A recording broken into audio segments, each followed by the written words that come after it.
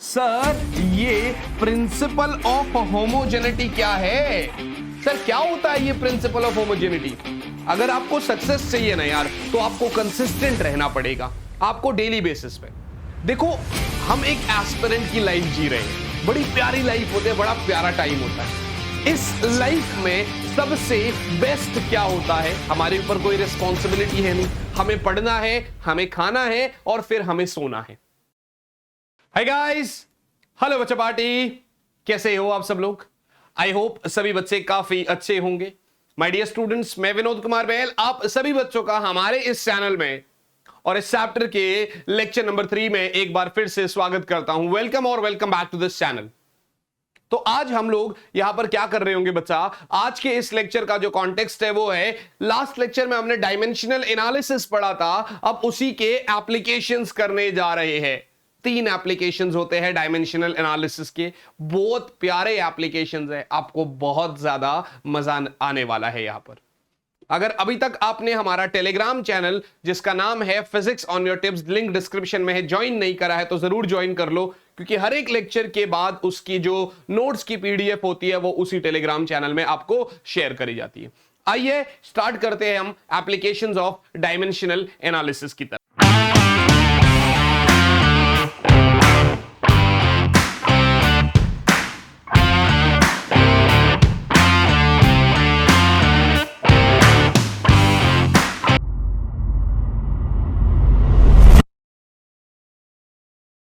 Right बच्चा party, तो copy pen उठा लो और जब मैं करा रहा हूं तब समझो और फिर बाद में अपने नोट्स बनाओ प्यारे से।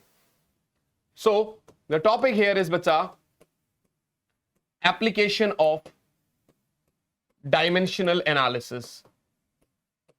Application of dimensional analysis. बच्चे, हमने क्या करा है यहां पर? डायमेंशनल एनालिसिस के एप्लीकेशंस बना दिए। राइट बच्चा पार्टी, अब इसमें मैं क्या कराने वाला हूं आपको, कॉन्सेप्ट समझो। सबसे पहले क्या एप्लीकेशन होता है? मैंने कहा था कि कोई भी एक आपका डायमेंशन, कोई भी एक फॉर्मूला है, उसका आपको कंसिस्टेंसी चेक करना है, ये करेक्ट है कि नहीं है। तो हम क्या करेंगे, 1 2 3 अलग अलग लिख के टाइम वेस्ट नहीं करेंगे। पहले एप्लीकेशन 1 लिखते हैं, फिर 2 लिखेंगे, फिर समझेंगे, फिर 3 लिखेंगे, फिर उसी को समझ लेंगे। सो पहला, टू चेक दी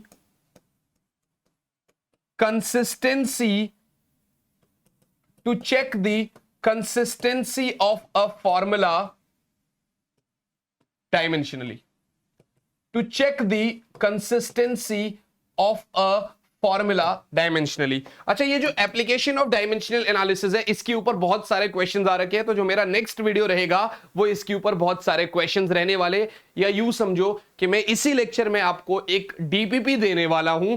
वो जो डीपीपी है आप पहले घर पे सॉल्व करेंगे, आपके जो डाउट्स होंगे वो आप अपने नेक्स्ट वीडियो से सॉर्ट कर देंगे।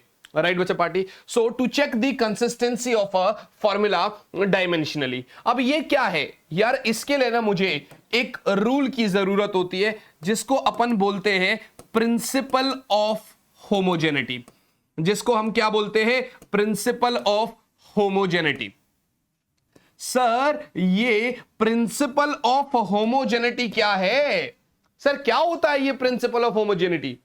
आइए जरा एक कोई भी इक्वेशन लिख लेते हैं, कोई भी मतलब कोई भी। जैसे फॉर एन एग्जाम्पल मैंने कहा v is equals to u plus AT. v is equals to u plus AT, ये एक इक्वेशन है बच्चा। ये तो बचपन से सबने सीख रखा है यार, 9th क्लास से ही। अब डायमेंशनल एनालिसिस में ये जो प्रिंसिपल ऑफ होमोजेनिटी है, ये अपना फर्स्ट पॉइंट क्या बोलता है? ये बोलता है कि यार किसी भी इक्वेशन में दो टर्म्स आप तभी ऐड या सब्ट्रैक्ट कर सकते हो अगर उनका डायमेंशनल फॉर्मूला सेम है। अगर किसी बच्चे ने डायमेंशनल फॉर्मूले का लेक्चर नहीं देखा है तो आप सीधा सर्च कर सकते हो dimensional formula lecture 2 Vinod sir.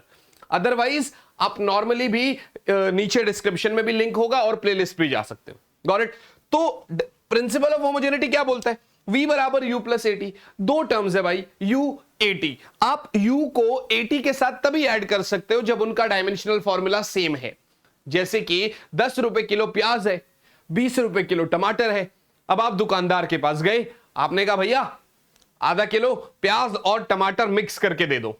उसने आपको मिक्स करके दे दिया। अब आप क्या समझोगे कि वो आपसे कितने पैसे लेगा। तो वो आपसे, अब यार प्याज 10 किलो था तो आपने उसको 5 रुपए पकड़ा दिए, ये लो भैया 5 रुपए, ऐसा थोड़ी होता है। देखो प्याज जो है वो अगर 10 रुपए किलो है तो उसका 250 ग्राम कितना हो गया, 2.5 रुपए।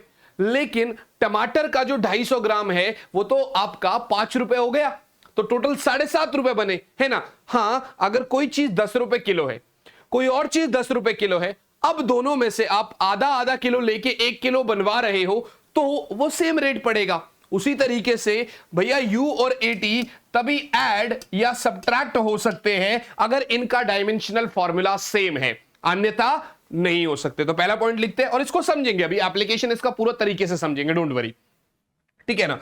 सो two terms can be added or subtracted only if they have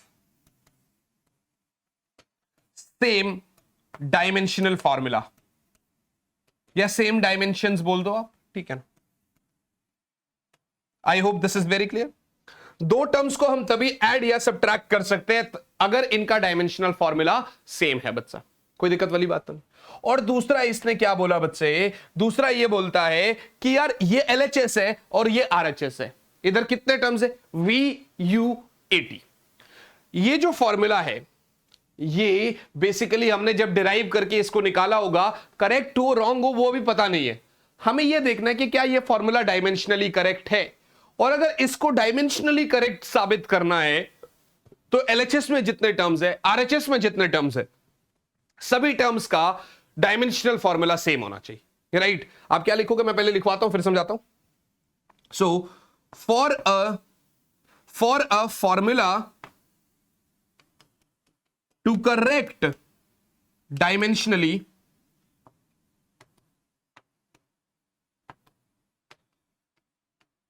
all the terms at LHS and RHS have same dimensional formula, have same dimensional formula। मेरा कॉन्सेप्ट, मेरी बात समझ रहे हो आप लोग मैं क्या बोल रहा हूं। वो कह रहा है यार अगर आपको किसी भी फॉर्मूले को डायमेंशनली करेक्ट बताना है तो इस फॉर्मूले में जितने भी टर्म्स लिखे हैं सबका डायमेंशन सेम होना चाहिए। कैसे यार, इसका एक बार यहां तक नोट कर लो, फिर मैं समझाता हूं कि हम किस तरीके से करेंगे इसको, फिर मैं समझाता हूं कि हम इसको किस तरीके से करेंगे। आओ एक बार देखते हैं यार, आओ एक बार देखते हैं। आपने बोला इसी इक्वेशन को ले लेते हैं यार, कोई बात नहीं। आपने बोला v बराबर u प्लस AT, राइट बच्चा।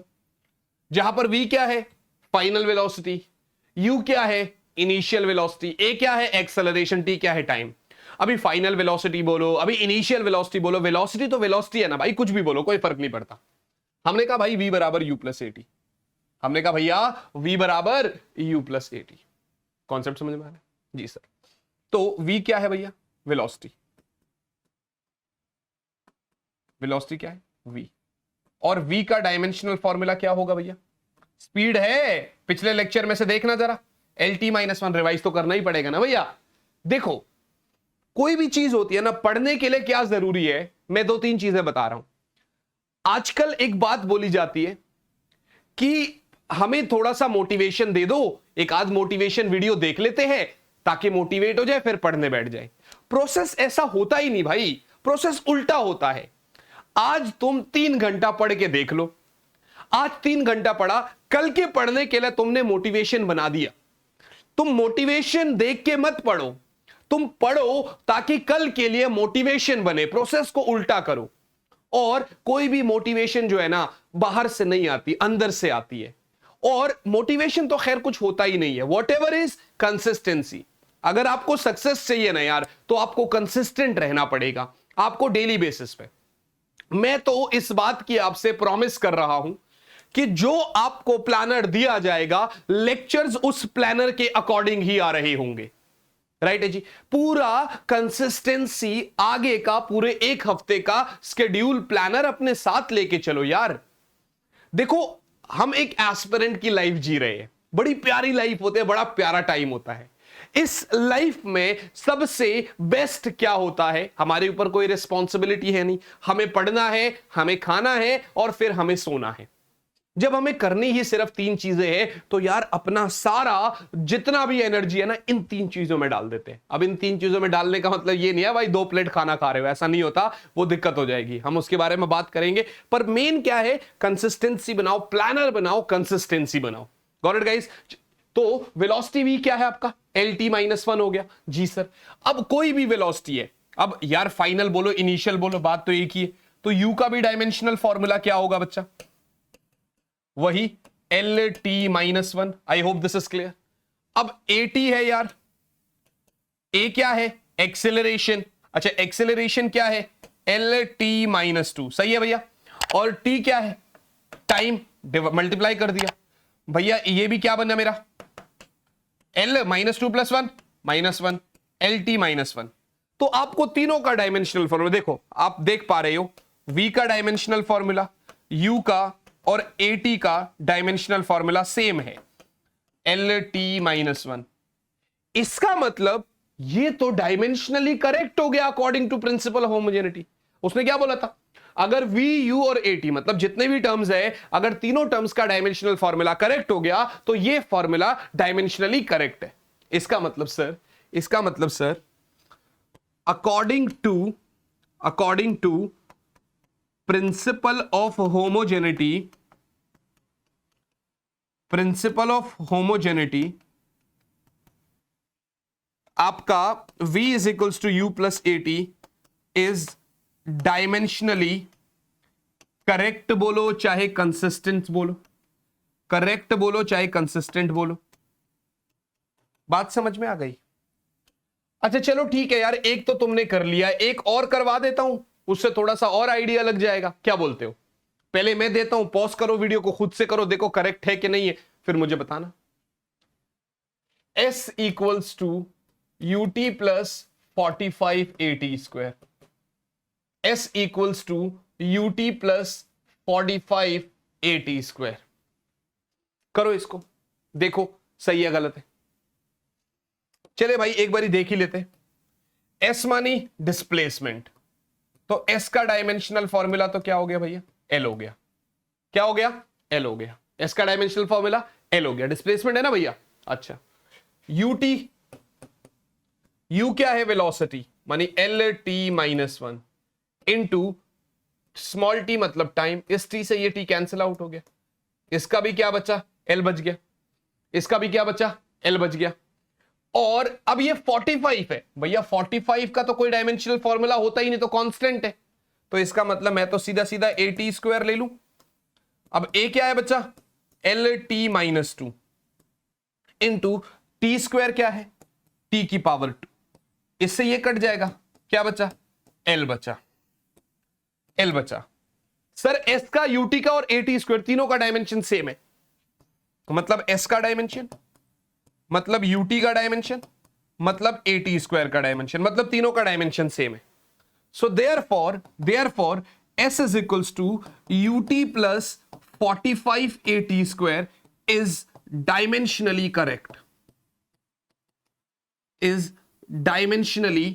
करेक्ट। बट यार अगर आप देखोगे, अगर आपने 9th से पढ़ाई करी है, तो आपको एक चीज के बारे में नॉलेज होनी बहुत ज्यादा जरूरी है, और वो क्या? S = UT + ½ AT² होता है एक्चुअल इक्वेशन, एग्जैक्ट फॉर्मूला या करेक्ट फॉर्मूला। इसको हम फिजिकली करेक्ट बोल देते हैं, मतलब ऐसे टर्म्स तो आप कुछ भी ले लो। एग्जैक्ट फॉर्मूला जो हमारी डेरिवेशन की बात आया था वो ये है, बट आप इसको भी डायमेंशनली करेक्ट बोल रहे हो, है ना? और S = UT, हाफ तो हट जाएगा, AT², आप इसको भी डायमेंशनली करेक्ट बोल रहे हो। ये एग्जैक्ट फॉर्मूला भी डायमेंशनली करेक्ट तो है ही है, ये भी डायमेंशनली करेक्ट तो है ही है। कुछ समझ नहीं आ रहा है, थोड़ी सी कंफ्यूजन हो गई। सर यहां तक सब ठीक था, सर इधर 45 आ रहा है तो भी डायमेंशनली करेक्ट है, 1/2 आ रहा है तो भी डायमेंशनली करेक्ट है। इसका मतलब क्या है? इसका मतलब समझाता हूं, जरा 1 मिनट होल्ड करना है ना, जरा आप इसको नोट करो। मैं इसका मतलब समझाता हूं, जरा आप लोग 1 मिनट होल्ड करना। देखिए इसका मतलब समझते हैं, इसका मतलब समझते हैं। आपने कहा सर s बराबर ut प्लस 45 at स्क्वायर, और आपने कहा सर s बराबर ut plus half at square. दोनों के आगे दो दो टर्म्स लिख रहा हूं, अभी आपको खुद ब खुद समझ आ जाएगा। भैया ये जो है डायमेंशनली करेक्ट है। यस सर, बिल्कुल सही बात बोली आपने, ये डायमेंशनली करेक्ट है। बहुत बढ़िया। ये दूसरे वाला जो है, क्या ये भी डायमेंशनली, क्या ये एग्जैक्ट फॉर्मूला है? जी सर, ये वही फॉर्मूला है जो हमने डिराइव करा था। जी सर, ये वही एग्जैक्ट फॉर्मूला है जो हमने डिराइव करा था। बहुत अच्छी बात है। ये वाला क्या डायमेंशनली करेक्ट है? हां जी सर, बिल्कुल। हां जी सर, बिल्कुल सही है। क्या ये एग्जैक्ट फॉर्मूला है? नो। ये सही है, ये सही है, ये सही है। क्या ये एग्जैक्ट फॉर्मूला है? नहीं, ये तो नहीं है। इससे आप क्या जान पा रहे हो? इसका मतलब यह है बच्चा कि अगर फॉर्मूला एग्जैक्ट है तो वो डायमेंशनली करेक्ट होगा ही होगा, और अगर कोई फॉर्मूला डायमेंशनली करेक्ट है तो इसका कोई मतलब ऐसा जरूरी नहीं है कि वो एग्जैक्ट फॉर्मूला होगा कि नहीं होगा। नहीं प्रोसेस कर पा रहे हो? लिखने दो, प्रोसेस हो जाएगा खुद ब खुद, है ना। देखिए कभी कभार क्या होता है ना, रील्स देख के, सोशल मीडिया देख के, इंस्टाग्राम देख के हमारा जो फोकस है ना वो बिल्कुल 30 सेकंड का रह गया है। 15 से 30 सेकंड तक हम एक चीज पे टिकते हैं, फिर हम उसको चेंज कर देते हैं। हमें फोकस को बिल्ड करना होगा, हमें देखना होगा कि भाई कम से कम हम कितनी, ज्यादा से ज्यादा कितनी देर तक हम किसी चीज के ऊपर दे सकते हैं।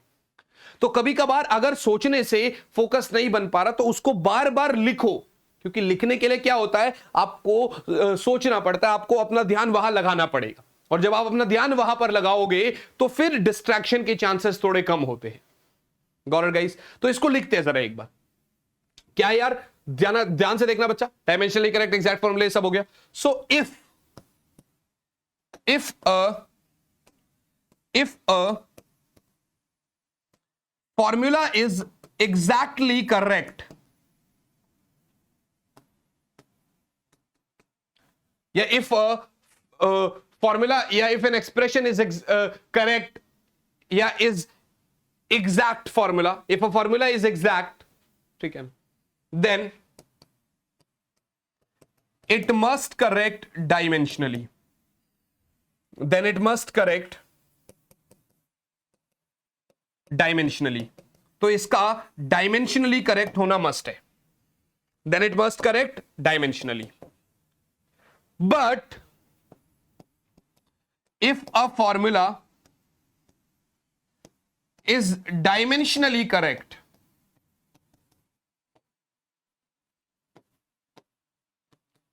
it may or may not correct, it may or may not be an exact equation or exact formula।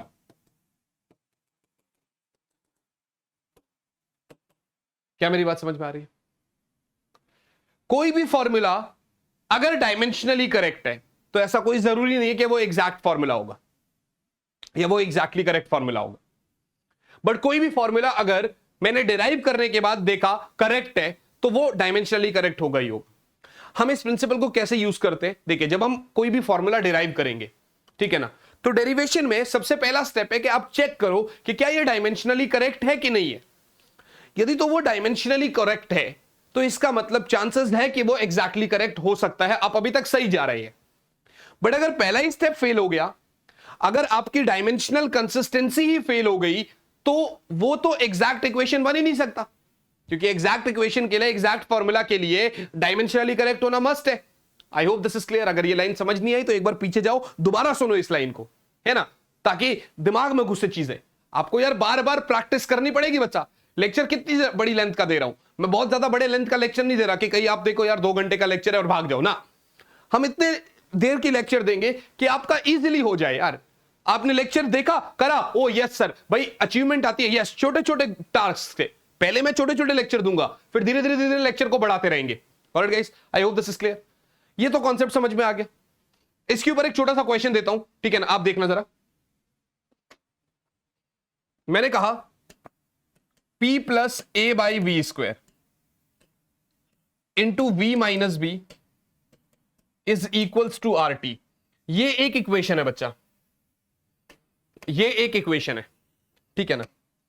इसमें आपको 3 स्टेप करने।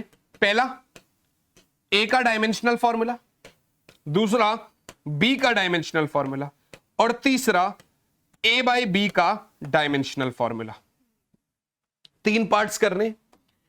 ए बी, सर क्या क्या है ये बता दो जरा। असल में P माने प्रेशर, P माने प्रेशर, ए तो कांस्टेंट है, V माने वॉल्यूम, दोनों V का मतलब वॉल्यूम है, दोनों V वॉल्यूम है। R तो आपको पता चला कांस्टेंट है, गैस कांस्टेंट, और T माने टेम्परेचर, और T माने temperature. I hope this is very very clear to you. मेरे हिसाब से ये कॉन्सेप्ट क्लियर है आप लोगों को, पक्की बात है। देखो जरा इसको, है ना, बिल्कुल। पॉज करो, ट्राई करो, डरो मत, करने की कोशिश करो बच्चा। आज नहीं होगा ना, अब की बार देखोगे ऐसा कोई क्वेश्चन तुम्हारे सामने आएगा, वो तुमसे होगा। पहले दिन अगर हम कुछ भी करेंगे वो कैसे हो पाएगा, नहीं हो सकता यार। उसके लिए मुझे बार बार प्रैक्टिस करनी पड़ती है, बार बार एक चीज को करना पड़ता है। जब एक बार वो चीज हमारे सबकॉन्शियस माइंड में चली जाती है ना, तो आप समझना वो चीज को करना, आप आंख बंद करोगे ना तो भी क्वेश्चन हो जाएगा आपसे। आज मैं बोलूं 2 का टेबल बनाओ, 1 मिनट में आप कर देते हो। क्यों? क्योंकि यार वो आपके सबकॉन्शियस माइंड में फिट हो चुका है। आप नींद में भी कोई पूछेगा, हाँ भाई 2 4 जा, आप कहते हो 8, ध्यान है भी नहीं है, कोई फर्क नहीं पड़ता। तो यही चीज हमारे साथ होती है। कोई भी चीज को हम मास्टर कब कर सकते हैं, जब हम उसको मैक्सिमम टाइम प्रैक्टिस करें। हम करें, इसको सॉल्व करते हैं, सॉल्व करते हैं इसको। So P plus A by we square V minus B is equal to R T, right बच्चा। पहले तो डायमेंशन, आप प्रिंसिपल ऑफ होमोजेनिटी को भूल गए ना, उसको जरा इधर लेके आओ। हमें हमारा प्रिंसिपल ऑफ होमोजेनिटी क्या बोलता है?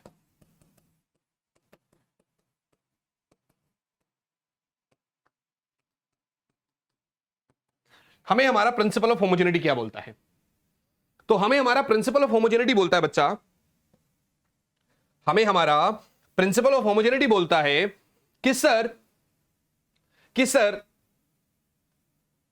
कोई भी 2 टर्म्स को आप तभी ऐड या सब्ट्रैक्ट कर सकते हो जब उनका डायमेंशनल फॉर्मूला सेम हो।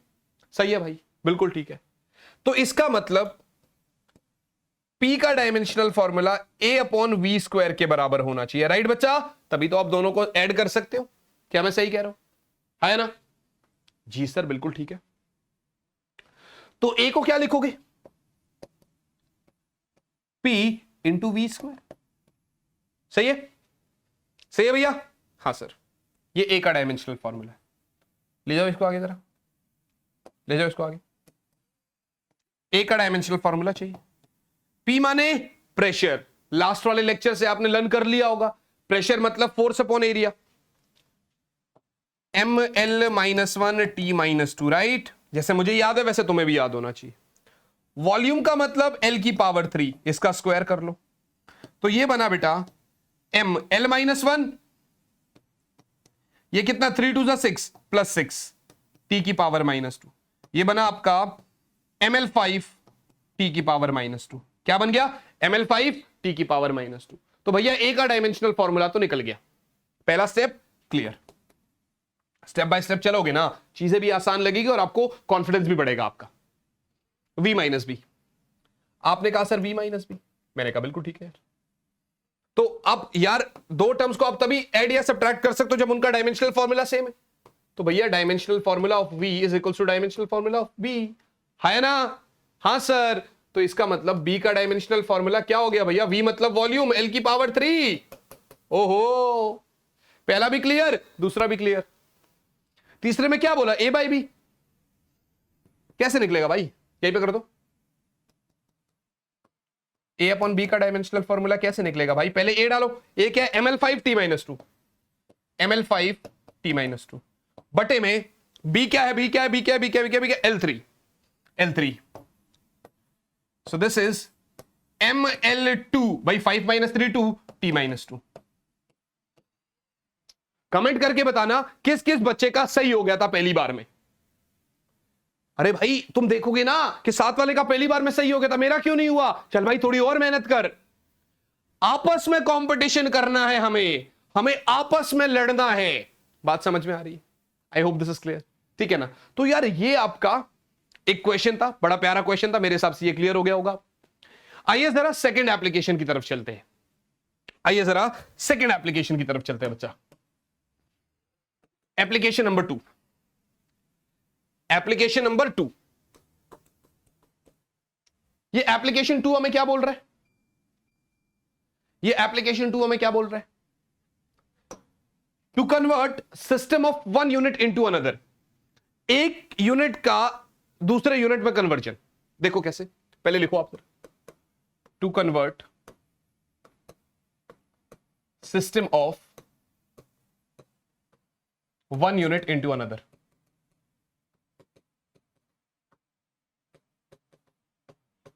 To convert system of one unit into another. बच्चा हमें क्या करना है?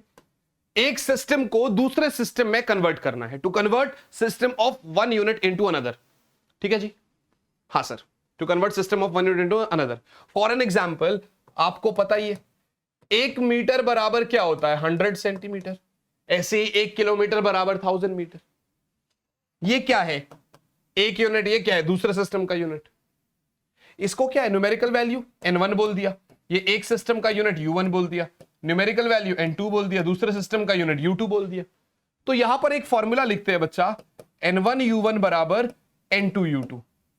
यहां पर एक फॉर्मूला लिखते हैं बच्चा, n1u1 बराबर n2u2। मेरे हिसाब से ये बात तो ठीक है, ये बात समझ में आ रही है। पूरा डिटेल में करा रहे हैं हम इसको। ये कोई क्रैश कोर्स नहीं है, ये कोई ऐसा नहीं है कि हाँ आपको मतलब डिटेल में नहीं, पूरा डिटेल में मिल रहा है ये आपको। मजे आएंगे आपको इस चीज में। सो n1u1 बराबर n2u2। एग्जाम्पल, 1 मीटर आपका क्या हो गया भैया? 100 सेंटीमीटर के बराबर। ऐसे क्वेश्चन दे दूं आपको, एक क्वेश्चन के फॉर्म में समझाते हैं, ज्यादा मजे आएंगे। फॉर एन एग्जाम्पल मैंने बोला convert 1 newton into dyne. For an example हम 1 न्यूटन को डाइन में कन्वर्ट करते हैं। 1 न्यूटन को डाइन में कन्वर्ट करते हैं। ये डाइन कोई चुड़ैल नहीं है भाई। क्या है डाइन? अभी समझाते हैं। ये न्यूटन क्या है भैया? SI unit of force. सही है। Dyne CGS unit of force. देखिए क्वेश्चन में आपको दिया जाएगा, बट स्टिल 2-3 ऐसी क्वांटिटीज है जिनका SI CGS सब आपको याद होना चाहिए। ठीक है जी? So convert 1 newton into dyne. Newton क्या है? SI unit. डाइन क्या है? CGS unit. हाँ भाई, स्टेप बाय स्टेप समझो, ताकि ये एक क्वेश्चन मैं कराऊं फिर दूसरा क्वेश्चन आपसे बने। स्टेप बाय स्टेप समझो, लिखो मत सिर्फ, अभी पहले समझो, पेन देखो फिर लिखो। आधे घंटे का लेक्चर अगर है या 40 मिनट का लेक्चर है तो 1 ही 2 घंटे में कंप्लीट होगा ना यार। दोबारा एक बार रिवाइज करोगे तो वो 20 मिनट में कंप्लीट हो जाएगा। मैं सच कह रहा हूं, ये जो कंटेंट दे रहा हूं ना भाई, और जिस तरीके से मैं समझाऊंगा, तुम्हें पेड बैचेस में भी ऐसा कंटेंट नहीं मिल रहा होगा। ये मैं लिटरली गारंटीड बोल रहा हूं तुम्हें, नहीं तो तुम पूरा लास्ट तक देखते रहना इस सीरीज को, आपको मजे आने वाले। ठीक है ना? सो 1 न्यूटन इंटू डाइन। ध्यान से देखना जरा। आपने क्या बोला मुझे? n1u1 बराबर n2u2। मानी 1 न्यूटन बराबर कितना डाइन? यानी क्या मांग रहा है मुझसे? n2 मांग रहा है। क्या मांग रहा है मुझसे? n2। तो n2 के लिए मैं क्या करूंगा? n1u1 बटा u2 मानी 1 न्यूटन बटा डायन। अरे हाँ या ना? फिलहाल एक फॉर्मूला तो बन गया, मतलब n2 क्या बना मेरा? 1 न्यूटन बटा डायन। n2 क्या बना? 1 न्यूटन बटा डायन। बट मुझे ये किस फॉर्म में करना भाई? डायमेंशनली करना है ना यार। ये तो मुझे ये कैसे प्रूव करना है? कन्वर्ट कैसे करना है? डायमेंशनली। कैसे कन्वर्ट करना है? डायमेंशनली। आपने कहा ठीक, मैंने कहा ठीक भाई, आपने जो बोला, जो आपकी आ गया हमारी तरफ से, वो बिल्कुल ठीक है। तो हमने इसको डायमेंशनली करेक्ट करना है, बिल्कुल ठीक है यार, कोई प्रॉब्लम वाली बात नहीं है बच्चे। N2 बराबर 1 न्यूटन बाय डाइन, हमने इसको डायमेंशनली करेक्ट करना है।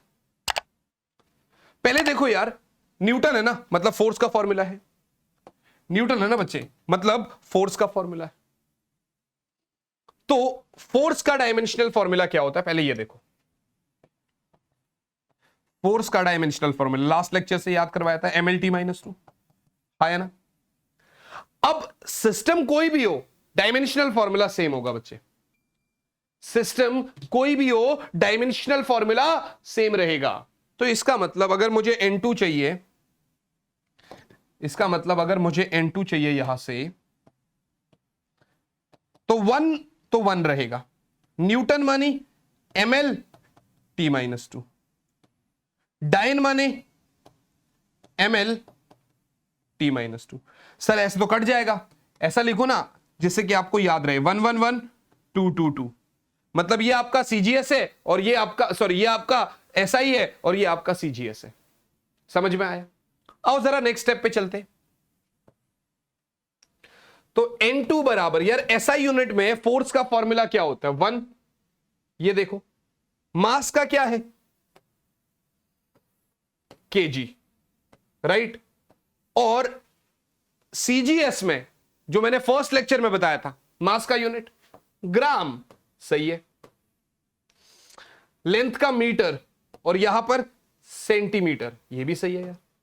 और टाइम का तो सेकंड ही है दोनों में, पावर -2 ले लो, सेकंड से सेकंड कट गया, 1 ही हो गया, है ना। तो N2 बराबर 1 तो ठीक है। kg मतलब 1000 ग्राम बटे में ग्राम, मीटर मतलब 100 सेंटीमीटर बटे में सेंटीमीटर, सही है। ग्राम से ग्राम कट गया, सेंटीमीटर से सेंटीमीटर, तो N2 क्या मिला, 1 2 3 4 5 10⁵ यानी यही से मुझे पता चला कि 1 न्यूटन आया 10⁵ डाइन के बराबर, आया ना।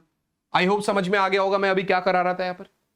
मेरे हिसाब से क्लियर है आप लोगों को कि 1 न्यूटन कितने डाइन के बराबर है, तो 1 newton is equals to 10 raise to the power dyne. This is clear, yes और नॉट? क्लियर है, पक्की बात है। So 1 newton is equals to 10 raise to the power 5 dyne, ये बिल्कुल अच्छे से क्लियर हो गया होगा आप लोगों को, है ना। So convert 1 newton into dyne. आपने ये पूरा कॉन्सेप्ट करा, इसको एक बार दोबारा देखो, करने के बाद एक क्वेश्चन अभी दे रहा हूं मैं आपको, वो करो, मैं समझाता हूं। सेम क्वेश्चन है, बस क्वांटिटी अलग है। जिनको अभी नहीं समझ में आया उस क्वेश्चन में समझ में आ जाएगा। आइए करते सेकंड क्वेश्चन। ठीक है, कन्वर्ट 1 जूल इंटू अर्ग। अब ये सूर्य को देने वाला अर्ग नहीं है भाई, आपको पता होना चाहिए ये SI यूनिट ऑफ एनर्जी है भाई। जूल क्या होता है, एनर्जी का SI यूनिट। जूल क्या होता है भैया, एनर्जी का SI यूनिट। और अर्ग क्या होता है बच्चे, joule is the SI unit of energy. Erg क्या होगा, erg is the CGS unit of energy. Erg is the CGS unit of energy. क्या मेरी बात समझ में आ रही है? जूल क्या है, SI unit of energy. Erg क्या है, CGS unit of energy. I hope this is very very clear to you. मेरे हिसाब से ये क्लियर है आप लोगों को? हाँ सर बिल्कुल क्लियर है, हाँ सर बिल्कुल क्लियर है। आइए देखिए जरा, फॉर्मूला क्या बोलता था। पहले आप करो खुद से, पॉज करो, खुद से करो, फिर मेरे से जानो क्या पे गलती है। N1U1 बराबर N2U2, सही है? हाँ सर। 1 जूल बराबर कितना अर्ग, मानी N2 बराबर सीधा सीधा क्या आ जाएगा, 1 जूल बटा अर्ग, सही है। तो N2 बराबर, एक बात बताऊं, यहीं पर लिखो पहले, जूल का डायमेंशनल मतलब एनर्जी का डायमेंशनल फॉर्मूला क्या है भैया,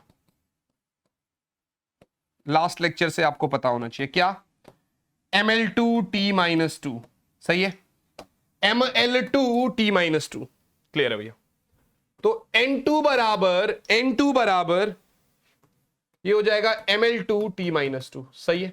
हाँ सर। डिवाइडेड बाय अर्ग भी तो वही होगा, ml2t-2। बस मैंने क्या बोला था आपको, 1 1 2 2 लगा दो ताकि आपको क्लियर हो जाए कि भाई ये एक सिस्टम की बात हो रही है और ये दूसरे सिस्टम की बात हो रही है। सर n2 बराबर मास क्या है kg, सही है। लेंथ क्या है मीटर का स्क्वायर, टाइम क्या है s की पावर -2 बटे में। मास क्या है CGS में ग्राम होता है, लेंथ सेंटीमीटर का स्क्वायर और टाइम तो सेकेंड ही होता है। भैया इससे तो सीधा सीधा ये कट जाएगा। हाँ सर। केजी को क्या लिख सकते हो 1000 ग्राम इंटू 1 मीटर को क्या लिख सकते हो 100 सेंटीमीटर, लेकिन स्क्वायर है तो इंटू 100 सेंटीमीटर लिख दूं, ज्यादा बेटर है। नीचे में ग्राम है ही, सेंटीमीटर स्क्वायर मतलब सेंटीमीटर। सही है बच्चा? ग्राम से ग्राम कटा, सेंटीमीटर से सेंटीमीटर, सेंटीमीटर से सेंटीमीटर। 1 2 3 4 5 6 7 n2 आया 10 की पावर 7। पूरा अर्क मत लिख देना आगे, ये सिर्फ मैग्नीट्यूड है अभी। तो इसका मतलब आपको क्या मिला, 1 जूल बराबर 10 की पावर 7 अर्क। मानी हमें क्या मिला, 1 joule is equals to 10 raise to the power 7 erg. बोलो यस और नॉट, बोलो हा या ना। क्या ये बात क्लियर है? 1 जूल कितना मिला 10 की पावर 7 अर्ग, यानी एनर्जी का ऐसा यूनिट हमने कन्वर्ट कर दिया आपका सीजीएस यूनिट में। आई hope this is very clear. इसके ऊपर अगर आपको घर पे प्रैक्टिस करना है, वैसे तो मैं डाल दूंगा वीडियो के फॉर्म में, बट अगर आपको घर पे प्रैक्टिस करना है तो एनसीईआरटी का 3rd क्वेश्चन है, जहां पर वो आपको बोलता है कि आपका calorie is equals to 1 calorie is equals to इतना जूल, ठीक है ना। और फिर बाद में आपको वो बोलता है कि नए यूनिट्स के हिसाब से कन्वर्ट करो, जिसमें वो अल्फा -1 बीटा -2 गामा की पावर 2 ये सब बोलता है आपको। तो उस क्वेश्चन को आप प्रैक्टिस कर सकते हो, वो लगभग सेम क्वेश्चन है, उसमें यही प्रिंसिपल आपका यूज होना। आई होप ये जो आज मैंने आपको लेक्चर कराया, जिसमें मैंने अभी तक आपको 2 ही एप्लीकेशंस करा दिए। पहला कंसिस्टेंसी ऑफ फॉर्मूला करेक्ट यानी प्रिंसिपल ऑफ होमोजेनिटी पढ़ा, जिसमें सारे टर्म्स का डायमेंशन सेम होगा। इसमें हमने देखा अगर कोई फॉर्मूला एग्जैक्ट करेक्ट है तो वो डायमेंशनली करेक्ट होगा, कोई डायमेंशनली करेक्ट है सिर्फ तो एग्जैक्टली करेक्ट होगा, ऐसा कोई जरूरी नहीं है। फिर हमने दूसरा एप्लीकेशन पढ़ा, फिर यहां से हमने एक क्वेश्चन करा पहले, उसके बाद हमने दूसरा एप्लीकेशन पढ़ा to convert system of 1 unit into another, जिसमें हमने पूरा ये एक न्यूटन को डाइन में कन्वर्ट करा, और फिर हमने 1 जूल को अर्ग में कन्वर्ट करा। अगर आपको ये लेक्चर्स अच्छे लग रहे हैं मेरे, तो यार लाइक करके दोस्तों के साथ शेयर करो। जितनी बड़ी कम्युनिटी होगी उतना ही ज्यादा कंपटीशन में मजा आएगा, ठीक है ना बच्चा। तो यार आज के लिए इस लेक्चर को यहीं पर समाप्त करूंगा। नेक्स्ट लेक्चर जो हमारा होने वाला है, जो लेक्चर नंबर 4 होने वाला है, उसके अंदर हम डायमेंशनल एनालिसिस का फाइनल एप्लीकेशन मानी 3rd एप्लीकेशन करेंगे, और उसमें 3 क्वेश्चंस करने वाले हैं। तीनों जो है क्वेश्चंस के फॉर्म में ही आपको वो पूरा कॉन्सेप्ट, पूरा एप्लीकेशन समझ में आ रहा होगा। उसके साथ फिर हम डायमेंशन एनालिसिस को एंड कर दे रहे होंगे, और बहुत सारे क्वेश्चंस, मतलब जैसे मैंने ये 2 करे, 3rd जो लेक्चर 4 आ जाएगा, तो लेक्चर 4 के बाद जो है ना आपको एक डीपीपी सॉल्व करानी है। मैंने बहुत सारे क्वेश्चंस है जिसके ऊपर आ रखे। आई होप लेक्चर अच्छा लगा होगा, शेयर कर देना, और साथ ही साथ में कमेंट करके जरूर बताना कि आगे और ऐसी क्या चीज है जो उसके आपको नीड है, जो आपको चाहिए। मिलूंगा आपसे आप ही के अगले लेक्चर में। Till then all the very best बच्चा party, bye guys, bye and yes, जय हिंद।